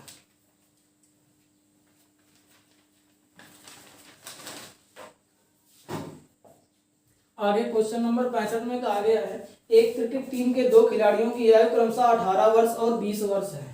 इनके स्थान पर 2 नए खिलाड़ी लेने से क्रिकेट टीम की औसत आयु में 2 माह की वृद्धि हो जाती है। 2 नए खिलाड़ियों की औसत आयु कितनी है। इस तरह का पीछे हम एक क्वेश्चन करवा चुके हैं, एक क्वेश्चन में 2 क्वेश्चन करवाए थे, फिर एक बार जल्दी से देख लेते हैं। एक की 18 वर्ष है, दूसरे की 20 वर्ष है, टोटल हुई कितने जाके 38 वर्ष हुई जाके। इनके स्थान पर 2 नए खिलाड़ी लेने से, यानी जो इन खिलाड़ियों को 38 वर्ष के दोनों खिलाड़ियों को बाहर किया गया, अगर इनके स्थान पर 38 वर्ष के खिलाड़ी आएंगे तो एक भी वृद्धि नहीं होगी, ना कमी होगी ना वृद्धि होगी। क्वेश्चन में तो उसने कहा है कि 2-2 महीने की वृद्धि हो रही है। 11 खिलाड़ी से टोटल महीने कितने की वृद्धि हुई 22 माह की। तो ये 38 वर्ष तो लेके आएंगे ही लाएंगे, साथ में ये क्या करेंगे 22 माह एक्स्ट्रा लेके आएंगे। आगे उसने हमने बताया था कि यहाँ माइनस नहीं होना चाहिए प्लस होना चाहिए। अब हमसे उसने पूछा 2 नए खिलाड़ियों की औसत कितनी होगी, सीधे 2 का भाग कराएंगे तो इसमें भी भाग चला जाएगा, ये हो जाएगा 19 वर्ष, ये हो जाएगा 11। आया समझ में कि नहीं आया। 19 वर्ष 11 माह इसका राइट आंसर हो जाएगा। आगे देखते हैं क्वेश्चन नंबर 66 में क्या कहा गया है।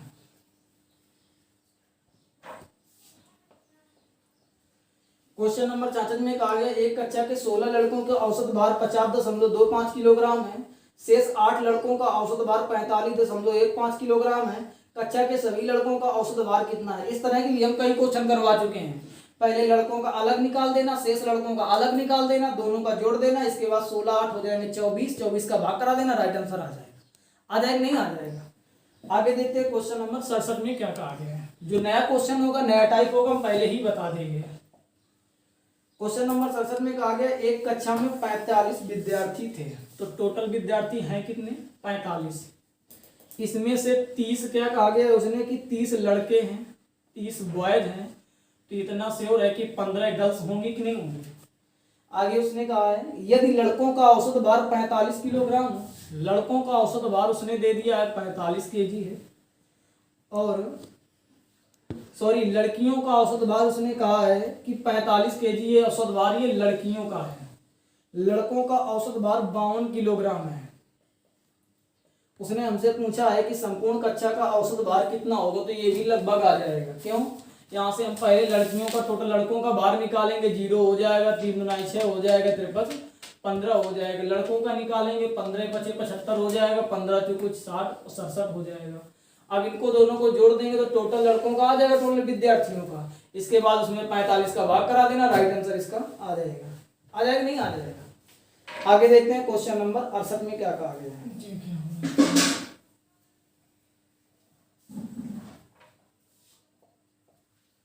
क्वेश्चन नंबर 68 में कहा गया है कि 8 लड़कों के समूह में, टोटल लड़के थे कितने? 8 लड़के थे। 8 लड़कों के समूह में एक लड़का चला गया तथा 56 किलोग्राम भार वाला एक नया लड़का सम्मिलित कर लिया गया। इससे समूह के औसत भार में 2.5 किलोग्राम की वृद्धि हो गई है। तो पुराने लड़के का भार कितना है? यहाँ पर क्वेश्चन गलत है। तो नई किताबों में लिखा है लास्ट में नए लड़के का भार कितना है, तो इसकी जगह काट के लिखो पुराने लड़के का भार कितना है। क्योंकि उसने सवाल में खुद कहा है कि 56 किलोग्राम भार का एक नया लड़का आ गया है, तो तुमसे ये तो पूछे नहीं कि नए लड़के का भार कितना है। तो इसमें क्वेश्चन में लास्ट में लिखो कि पुराने लड़के का भार कितना है, फिर हम तुमको बताते हैं कैसे करना है। सही कर लिया कि नहीं कर लिया सवाल? अब देखते हैं क्या कहा गया है। उसने कहा है कि 56 किलोग्राम भार का नया लड़का सम्मिलित किया गया है। उस नए लड़के के सम्मिलित करने से क्या होता है कि सब में 2.5 किलोग्राम की वृद्धि होती है। तो जब आठों में वृद्धि हुई होगी तो कितने की वृद्धि हुई होगी? 2.5, 8 का गुणा कराएंगे तो ये हो जाएगा 8 पंच 40, 8 दूनाई 16 4 20। ओवरऑल हम देखते हैं कितने किलोग्राम की वृद्धि हुई है। इस नए लड़के के आ जाने से, अर्थात ये नए लड़के के आ जाने से सब में 20 किलोग्राम की वृद्धि होती है। अर्थात अब नए लड़के का भार भी उसने दे दिया है कि 56 किलोग्राम है। तो हमसे उसने पुराने लड़के का पूछा है, तो बताओ अगर हम इसमें 20 घटा दें, कितना घटा दें? तो 20 अगर हम इसमें घटा दें 56 किलोग्राम में तो पता चल जाएगा कितना हो जाएगा, तो ये आ जाएगा 36 किलोग्राम। अर्थात जो जाने वाला लड़का 36 किलोग्राम का होगा, तभी तो जो नया लड़का 56 किलोग्राम का आया होगा। सब में 2.5 की वृद्धि हो रही है, यानी 20 की वृद्धि हो रही है, तभी तो आने वाला लड़का 56 किलोग्राम का है। यानी पुराने लड़के का भार उसने पूछा है 36 किलोग्राम। इसका right answer option number D सही हो जाएगा। आगे देखते हैं क्वेश्चन नंबर 69 में क्या कहा गया है। देखते हैं 69 नंबर में क्या कहा गया है। कहा गया 20 लड़कों के एक समूह के औसत भार की गणना 89.4 किलोग्राम की गई। बाद में ज्ञात हुआ कि एक लड़के के 87 किलोग्राम भार के स्थान पर 78 किलोग्राम पड़ा गया है। सही औसत भार कितना है? इस तरह का पीछे एक क्वेश्चन बताया था, देख लेते हैं। टोटल उसने कहा है कि 20 लड़के हैं और इनके औसत भार की गणना 89.4 किलोग्राम की गई है। आगे उसने कहा बाद में ज्ञात हुआ कि एक लड़के के 87 किलोग्राम भार के स्थान पर 78 किलोग्राम पड़ा गया है। यानी गलती से लिख कितना गया है? 78। अगर हम अपनी गलती सुधार करेंगे तो पहले हम इसमें 78 घटाएंगे, फिर जो हमको लिखना था 87, हम तभी तो 87 लिखेंगे। हमने 78 घटाया और 87 को लिख जोड़ दिया, तो देखते हैं कितना आएगा। जब इसमें घटाएंगे तो 17 में 8 घटाएंगे 9 आ जाएगा। यानी हमने देखा कि यहाँ पर आ गया 9। टोटल थे कितने? 20 थे, तो ये प्लस का 9 आया है, तो ये हो जाएगा 9/20। जब इसको भाग कराएंगे तो ये आ जाएगा 0.45। यानी कितना आया? 0.45। हमने कहा था अगर प्लस का आए तो पुराने औसत में इसको जोड़ देना, अगर माइनस का आए तो पुराने औसत में इसको घटा देना, तो नया औसत आ जाएगा। जब 89.4 में हम 0.45 जोड़ेंगे तो आ जाएगा 89.85 आ जाएगा। तो 89.85 है किसी ऑप्शन में? ऑप्शन नंबर डी इसका राइट आंसर हो जाएगा। आया समझ में कि नहीं आया? आगे देखते हैं क्वेश्चन नंबर 70। यहाँ से 70, 71 और 72 ये तीनों क्वेश्चन एक ही टाइप के हैं। बस एक क्वेश्चन को अच्छी प्रकार से समझ लेना, बाकी सभी क्वेश्चन एकदम आ जाएंगे। कैसे देखते हैं। सवाल में कहा गया किसी बल्लेबाज ने 12वीं पारी में 63 रन बनाए हैं। अच्छा ये बताओ, अगर वो 12वीं पारी में 63 रन बना रहा है तो इससे पहले वो 11 पारी खेल चुका होगा, तभी तो वो 12वीं पारी में उसका नंबर आएगा। तो 11 पारी तो वो खेल चुका है और 11 पारी में उसका कुछ रन रेट रहा होगा। रन रेट का मतलब औसत होता है। हमने मान लिया कि वो यक्स रन रेट के हिसाब से बना रहा है रन, तो इन 11 पारियों में उसके द्वारा बनाए गए रनों का योग 11 यक्स आ जाएगा कि नहीं आ जाएगा। यहाँ तक बिल्कुल समझ में आया कि नहीं आया। 11 पारियों के रनों का योग 11 यक्स आया। क्वेश्चन में उसने कहा है कि 12वीं पारी में उसने 63 रन बनाए, तो अगर हम इसमें 63 जोड़ दें तो ये टोटल 12 पारियों के रनों का योग आ गया कि नहीं आ गया। अब अगर हम औसत यहाँ से निकालना भी चाहेंगे तो औसत निकालने के लिए अब हम 11 करना भाग करा के 12 का भाग कराएंगे। क्यों? क्योंकि हमने इसमें 12वीं पारी के रन भी जोड़ दिए हैं। आगे उसने कहा है जिससे उसके रनों के औसत में 2 रन की वृद्धि हो जाती है। पहले औसत कितना था? यक्स। पहले औसत हमने यक्स ही तो माना था 11 पारियों तक। जब 12वीं पारी में वो 63 रन बनाता है तभी तो 2 की वृद्धि होती है। तो अब नया औसत हो जाएगा यक्स प्लस 2। ये बताओ, ये कंडीशन बनानी यहाँ तक समझ में आई कि नहीं है। बस तिर्यक का गुणा करा के यक्स की वैल्यू ज्ञात करो। 11 यक्स प्लस 63 बराबर हो जाएगा 12 यक्स प्लस 12 दूनी 24। यहाँ तक बात समझ में आई कि नहीं आई। यहाँ से जब हम यक्स की वैल्यू ज्ञात करेंगे तो 13 में 4 घटाएंगे 9, 5 में 2 घटाएंगे 3। हमने देखा कि यक्स की वैल्यू कितनी आई है? 39। उसने हमसे पूछा क्या है? पूछा है 12वीं पारी के बाद उसके रनों का औसत कितना हो जाता है। इसके उत्तर 2 हो सकते हैं, एक तो 39 हो सकता है, एक 41 हो सकता है। कुछ लोग तो सीधे 39 कर देंगे। देखो 39 है क्या ऑप्शन में? खास इसमें शायद उसने 39 दिया नहीं है। अगर वो तुमसे किसी सवाल में 39 और 41 दोनों देता है तो गलती के चांसेस ज्यादा रहते हैं। तो देखते हैं कैसे गलती तुम नहीं करोगे, ये चीज समझो। अगर तुमसे वो पूछता है कि 12वीं पारी के बाद रनों का औसत, तो 12वीं पारी के बाद औसत कितना हो जाता है? X plus 2। तो इसका उत्तर 41 सही होगा। अगर वो तुमसे स्पष्ट पूछता है कि 11 पारियों का औसत कितना है, तो 11 पारियों का तुमने कितना माना था? यक्स। अगर क्वेश्चन में 11 पारियों का पूछा है तो उत्तर 39 सही है। अगर वो पूछता है 12वीं पारी में या अब औसत कितना है, अब तुम 12 पारी खेल चुके हो कि नहीं खेल चुके हो, अब पूछे कि 12वीं पारी के बाद रनों का औसत कितना है, तो 2 की वृद्धि हो चुकी है, यानी कितना? इसका उत्तर राइट आंसर हो जाएगा 41 हो जाएगा, ना कि 39। आगे 71 भी बता देते हैं। 73 72 कर लेना। 72 देख लेते हैं। क्वेश्चन नंबर 72 में कहा गया क्रिकेट के एक खिलाड़ी की 10 पारियों का कुछ औसत है। देखो यहाँ पर उसने बता दिया कि कुछ औसत है, उसने नहीं बताया था। तो 10 पारियों का कुछ औसत है, हमने माना यक्स है, तो इन 10 पारियों के रनों का योग आ गया 10 यक्स। 11वीं पारी में उसने 108 रन बनाए, तो 10 यक्स तो पहले था, 108 जोड़ देंगे तो हमको ये पता चल गया कि ये 11 पारी के रनों का योग हो गया। अब इसमें 11 का भाग करा के औसत निकालेंगे। उसने कहा है कि औसत रन संख्या में 6 की वृद्धि हो जाती है, तो अब औसत हो जाएगा यक्स प्लस 6। तिर्यक का गुणा कराओ। 10 यक्स प्लस 108 बराबर हो जाएगा 11 यक्स प्लस 11 छका 66। यहाँ से यक्स की वैल्यू ज्ञात करेंगे तो 8 में 6 घटाएंगे 2, 10 में 6 घटाएंगे 4, कितना आया? 42। अब उसने हमसे पूछा है अब उसकी औसत रन संख्या कितनी है। अब वो 11वीं पारी खेल चुका है कि नहीं खेल चुका है, तो इसका उत्तर 42 सही होगा कि 48 सही होगा? तो इसका उत्तर 48 सही होगा। क्यों? क्योंकि 10 अब उसने पूछा है तो अब तो 11 पारी खेल चुका है, 6 की वृद्धि हो चुकी है, तो 48 का राइट आंसर। इसी प्रकार के 72 करना है, ये भी कर लेना। आगे देखते हैं क्वेश्चन नंबर 73 कुछ इसी प्रकार का है। 19वीं पारी में 98 रन बनाकर एक क्रिकेट खिलाड़ी यानी 19वीं पारी में अगर 98 बनाया तो इसके पहले 18 पारी खेल चुका होगा। आ जाएगा नहीं आ जाएगा? कर लेना। आगे 74 नंबर हम देख लेते हैं। करना जब ना आए तो फिर देखेंगे। 74 नंबर क्वेश्चन में क्या कहा गया?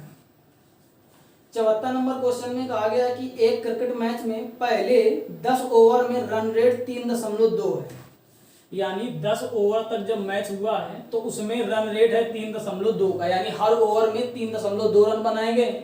तो हम ये पता कर सकते हैं कि इन 10 ओवर में रन कितने बने हैं, तो इन 10 ओवर में 32 रन ही तो बने हैं, क्योंकि कितना ओवर हुए हैं, कितना रन रेट है, गुणा करा दिया।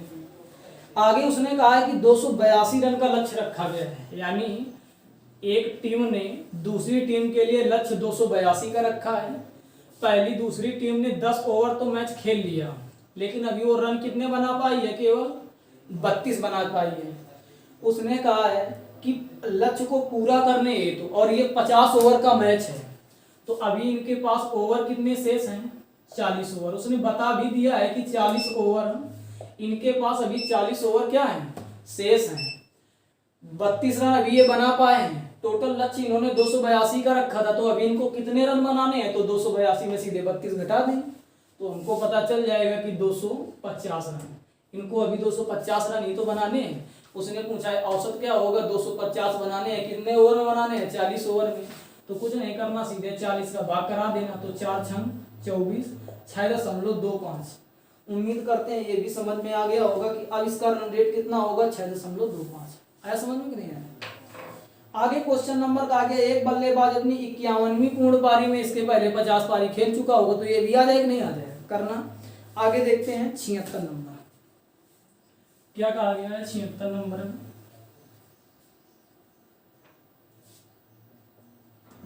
क्वेश्चन नंबर 76 में कहा गया है कि एक दिवसीय क्रिकेट टीम के कप्तान ने उसी टीम के शेष 6 अन्य बल्लेबाजों के औसत रनों से 30 रन अधिक बनाए थे। हमने मान लिया जो 6 बल्लेबाज हैं शेष, उनका औसत हम मान लेते हैं कि इन 6 बल्लेबाजों का औसत कितना है, यक्स। क्वेश्चन में उसने एक बार फिर से क्वेश्चन पढ़ते हैं, तो उसने कहा है कि कप्तान ने कितने रन बनाए। एक दिवसीय क्रिकेट टीम के कप्तान ने उसी टीम के शेष अन्य 6 बल्लेबाजों के औसत रनों से 30 रन अधिक बनाए हैं। यानी इनका औसत अगर यक्स है तो वो यक्स प्लस 30 रन ही तो बना रहा है। तो यानी कप्तान ने कितने रन बनाए हैं, यक्स प्लस 30।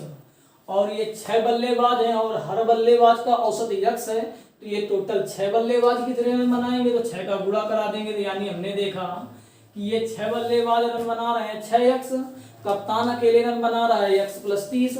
उसने आगे कहा यदि उस टीम के सभी बल्लेबाजों द्वारा 310 रन बनाएंगे तो हमारे हिसाब से 6 यक्स प्लस 30 बराबर ही तो 310 के है। ये 30 इधर जाएगा तो ये हो जाएगा 7 यक्स बराबर 280। यक्स बराबर यहाँ से ज्ञात करेंगे तो कितना आ जाएगा, 40। उसने हमसे पूछा क्या है, तो कप्तान द्वारा कितने रन बनाएंगे, तो कप्तान रन कितने बना रहा था, यक्स प्लस 30। यक्स की वैल्यू आई है 14। जब इनको दोनों को जोड़ेंगे तो आ जाएगा 17। नहीं समझ में आई बात। आगे देखते हैं क्वेश्चन नंबर 77। एक बल्लेबाज की 11वीं पारियों के रनों का निश्चित औसत है, यानी 11 पारियों का अगर हम मान लें यक्स, 12वीं पारी में उसने 129 रन बनाए हैं, तो ये हो जाएगा 11 यक्स प्लस 29 बटे 12 बराबर यक्स प्लस 9। आ जाएगा कि नहीं आ जाएगा। अब यहाँ पर ध्यान देना, इसका उत्तर तुम्हारा यक्स ही होगा, क्योंकि उसने देखो खुद स्पष्ट कह दिया है कि उसकी 11 पारियों का औसत क्या होगा। ना तो उसने कहा है कि 12वीं पारी का, ना उसने कहा है कि अब का औसत, तो इसका उत्तर क्या होगा, यक्स ही होगा। आई बात समझ में कि नहीं है, कर लेना। आगे देखते हैं क्वेश्चन नंबर 78 क्या होगा।